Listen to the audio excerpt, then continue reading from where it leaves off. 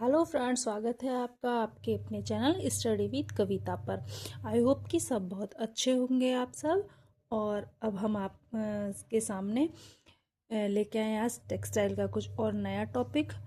और हम थोड़ा सा कल का रिवीजन कर लेते हैं। कल हमने पढ़ा था सुरक्षात्मक दृष्टि से, मतलब कि जो गृह विज्ञान का इतिहास है वो हमने पढ़ा था। मतलब हमने देखा था कि जो पहले के लोग थे वो मौसम और जंगली जानवरों से बचाव के लिए ही सिर्फ वस्त्र धारण करते थे। उसने हमने जो उसकी उत्पत्ति पढ़ी थी वस्त्र विज्ञान की, उसमें उसकी हमने 5 अवस्थाएं पढ़ी थी कि उसको 5 भागों में विभाजित किया गया है। नग्न अवस्था, शिकार की अवस्था, कृषि खेती की अवस्था, सामाजिक अवस्था और आधुनिक वैज्ञानिक अवस्था। तो हमने इन अवस्थाओं में अलग अलग पढ़ा था कि किस अवस्था में क्या क्या हुआ था। पहले लोग मतलब क्या छिलके और छालों और उनका छिलकों और जब पेड़ की जो वो थी उनका प्रयोग करते थे अपने शरीर को ढकने के लिए, फिर जानवरों की खाल को प्रयोग करने लगे। और जो वस्त्र निर्माण में 3 नाम हमारे प्रमुख आते हैं, मिस्र, यूनान और भारत।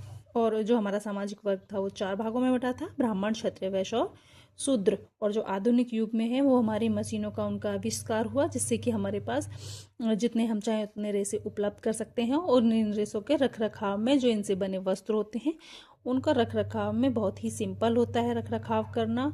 और हमारी शक्ति और समय की और ऊर्जा की हमारी बचत होती है। तो ये सब हमने देख लिया था। और आप उनके अपने नेक्स्ट टॉपिक पर चलते हैं। तो देखिए, मैंने एक भी पॉइंट आप देख रहे होंगे कि नहीं छोड़ा है। आप थोड़ा सा विश्वास करिए। अगर आप मेरे पर थोड़ा सा विश्वास करेंगे और मेरा साथ देंगे तो मैं धीरे धीरे आपको सब करा दूंगी। तो देखिए, नेक्स्ट टॉपिक है हमारा प्राचीन काल में वस्त्र का इतिहास। क्या है हमारा प्राचीन काल में वस्त्र का इतिहास। तो आपको सही से विजिबल हो रहा है, शायद हो रहा होगा।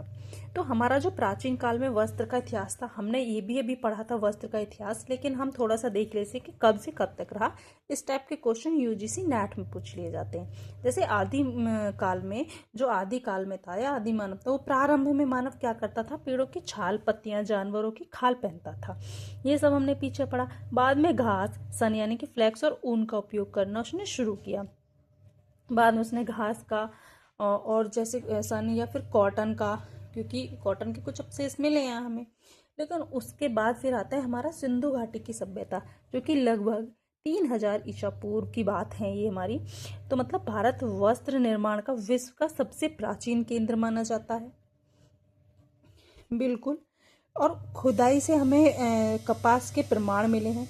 जो हमें कपास के जो प्रमाण मिले हैं वो हमें सिंधु घाटी सभ्यता से मिले हैं। और सूत काटने के लिए तकली का जो प्रयोग की होता है, इसमें सबसे जो मेन पॉइंट है वो ये वाला है कि जो हमारा तकली का निर्माण हुआ है, यानी कि हम तकली का प्रयोग कब से कर रहे हैं, तो ये हमारा सिंधु घाटी सभ्यता से हम कर रहे हैं। सिंधु घाटी सभ्यता में हमारे तकली का प्रयोग होना शुरू हुआ था। कपास की खेती सबसे पहले भारत में हुई थी। कहाँ हुई थी कपास की खेती? सबसे पहले भारत में हुई। मोहनजोदड़ो और हड़प्पा से सूती वस्त्रों के अवशेष मिले हैं। तो हमें जो सूती वस्त्रों के अवशेष हैं वो कहाँ से प्राप्त हुए हैं? मोहनजोदड़ो और हड़प्पा से। तो हमारा एग्जाम पॉइंट इसमें क्या है? भारत को कॉटन टेक्सटाइल का जन्मदाता कहा जाता है। या फिर क्वेश्चन ऐसे भी बन सकता है कि जो हमारी तकली है उसका तकली का प्रयोग हम किस काल से कर रहे हैं, या तो हमारे सिंधु घाटी की सभ्यता। देखिए, इस टाइप के क्वेश्चन हालांकि कम आते हैं, पर देखो एग्जामिनर है और एग्जाम में कब क्या पूछ लें कुछ नहीं पता है, क्योंकि कुछ ना कुछ नए क्वेश्चंस हर एग्जाम में 2-4 मतलब 20 से 30% क्वेश्चंस नए होते हैं। तो वैसे ये भी हो सकता है। और टेक्सटाइल से ही जुड़ा हमारा ये सवाल है, तो बिल्कुल पूछा जा सकता है। फिर हमारा आता है नेक्स्ट वैदिक काल। तो वैदिक काल में हमारा सूती, ऊनी और रेशमी वस्त्रों का प्रयोग हमने शुरू किया था। हमारा क्वेश्चन बन सकता है सिंधु घाटी सभ्यता में किसका हुआ था? कपास की खेती सबसे पहले। उसके बाद वैदिक काल में हमारे जो सूती, ऊनी और रेशमी वस्त्र का जो हमने प्रयोग कब से शुरू किया था? वैदिक काल से। और वस्त्रों को रंगने की कला हमारी जो डाइंग थी वो सबसे महत्वपूर्ण बात है कि वो वैदिक काल से शुरू हुई। वस्त्र सामाजिक स्थिति का प्रतीक थे। कब? वैदिक काल में। फिर आता है हमारा मध्यकालीन भारत में वस्त्र। तो मध्यकालीन भारत में हमारे क्या होना है? मुगल आए। तो जो हमारा मध्यकालीन भारत है उसमें हमारे मुगल आए थे। और भारतीय वस्त्र का स्वर्णिम काल यानी कि स्वर्ण युग जो हमारा मुगल काल था, मध्यकालीन भारत था, तो मुगल काल को भारत का स्वर्णिम युग कहा जाता था, क्योंकि मलमल, रेशमी वस्त्र, जरी का काम, ये सब प्रसिद्ध थे हमारे मुगल काल में। ढाका की मलमल विश्व प्रसिद्ध थी। हाथ का खरगा का विकास, हमारे हाथ के खरगे का विकास कब हुआ? मुगल काल में। तकली का सिंधु घाटी सभ्यता, और जो हमारे सूती ऊनी और रेशमी वस्त्र और जो रंगने की क्रियाएं वैदिक काल में। और मुगल काल में हाथ के करघे का विकास हुआ। किसका? हाथ के करघे का विकास। तो हमारा एक नोट है ये, भारत से वस्त्र यूरोप, अरब और चीन तक निर्यात होते थे। क्या होता था? जो पहले हमारे यूरोप, अरब और चीन में जो हमारे यहाँ से वस्त्र जो जाते थे वो भारत से ही निर्यात होते थे।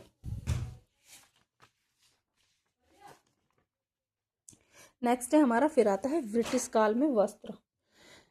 तो यह है, इसमें हमारे ये क्या है, यह काल भारतीय वस्त्र उद्योग के लिए सबसे नकारात्मक रहा है, क्योंकि हमारा जो मुगल काल था वो क्या था? स्वर्णिम युग। और ब्रिटिश काल क्या था? नकारात्मक। क्योंकि यहाँ पे गोरे जो अंग्रेज आए थे, और आपको तो पता ही है जब से भारत में अंग्रेज आए थे, सबसे मतलब हमारा भारत गुलाम था अंग्रेजों का, तो उन्होंने सब कुछ यहाँ से चोरी किया और इधर उधर सारी चीज़ें, मतलब उन पे यादगार या जो भी आविष्कार हुए और उन पे सब पे किसका नाम होता है? अंग्रेजों का। तो ब्रिटिश मिलों के कपड़े भारत में सस्ते बेचे गए। भाई जब कोई चीज़ सस्ती मिलेगी तो लोग वक्त सस्ती चीज़ों को लेंगे ना। अगर हमें कोई चीज़ अच्छी प्रोवाइड हो जाए और सस्ती प्रोवाइड हो जाए तो फिर कोई भी महंगी चीज़ें लेना नहीं चाहता है।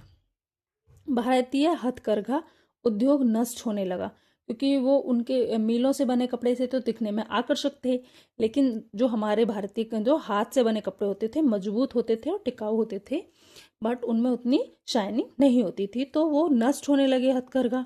फिर बुनकर जो थे वो बेरोजगार हो गए, तो ये भी एक बड़ी समस्या हुई ब्रिटिश काल में। तो वो बुनकर बेरोजगार हो गए। कच्चा कपास इंग्लैंड भेजा जाने लगा। कहाँ भेजा जाने लगा? हमारा कच्चा कपास इंग्लैंड भेजा जाने लगा। तो इसको कौन सा युग कहा गया? नकारात्मक युग। जो हमारा ब्रिटिश काल था वो बहुत ही नकारात्मक रहा। लेकिन स्वतंत्रता के बाद हमारा वस्त्र उद्योग कैसा रहा? तो जो स्वतंत्रता के बाद का जो हमारा वस्त्र उद्योग था, स्वतंत्रता के बाद सरकार ने वस्त्र उद्योग को पुनर्जीवित किया। तो स्वतंत्रता के बाद सरकार ने उस पर काम किया, उसको फिर से अपने काम को शुरू किया। जो मतलब बेरोजगार थे, जो बुनकर थे, उनको काम मिलना शुरू हुआ। तो हथकरघा और पावरलूम को बढ़ावा मिला। केंद्रीय रेशम बोर्ड, टेक्सटाइल कम्युनिटी जैसी संस्थाओं की स्थापना हुई। वस्त्र निर्यात बढ़ा और तकनीकी वस्त्र का विकास हुआ। सबसे मेन पॉइंट का तकनीकी वस्त्र का विकास हुआ कब? स्वतंत्रता के बाद। रहता है हमारा आधुनिक युग में वस्त्र। तो आधुनिक युग में हमारे वस्त्र कैसे थे? कृत्रिम रेशों का विकास हुआ। जो हमारे सिंथेटिक फाइबर है, हमारे सिंथेटिक फाइबर डेवलपमेंट मतलब कृत्रिम रेशों का विकास हुआ, जैसे नायलॉन, पॉलिस्टर, रेयन। तो ये हमारे सारे क्या है? सिंथेटिक फाइबर है। तो इन सब का विकास हुआ कब? आधुनिक युग में। Smart textile, medical textile, fashion और रेडीमेड गारमेंट इंडस्ट्री का विकास। तो जो हमारे अब हमारी ऐसी इंडस्ट्रीज, नई नई इंडस्ट्रीज खुली, उनका विकास हुआ, तो उसमें क्या हमारे रेडीमेड और जो हमारे फैंसी गारमेंट्स थे वो बनने लगे। फिर उसके बाद भारत आज विश्व के प्रमुख वस्त्र उत्पादक देशों में एक है। तो आज जब हमारा आधुनिक युग में, आज तो आप देख ही रहे हैं कि नई नई वस्त्रों का और इन सब चीज़ों का विकास हुआ, तो भारत आज क्या है? विश्व में प्रमुख वस्त्र उत्पादक देश है। और कॉटन में भी भारत का क्या है? प्रथम स्थान है। तो हमारे वस्त्र का महत्व, तो वस्त्र इतिहास का महत्व। अब हम नेक्स्ट हमारा टॉपिक क्या होगा कि जो वस्त्र इतिहास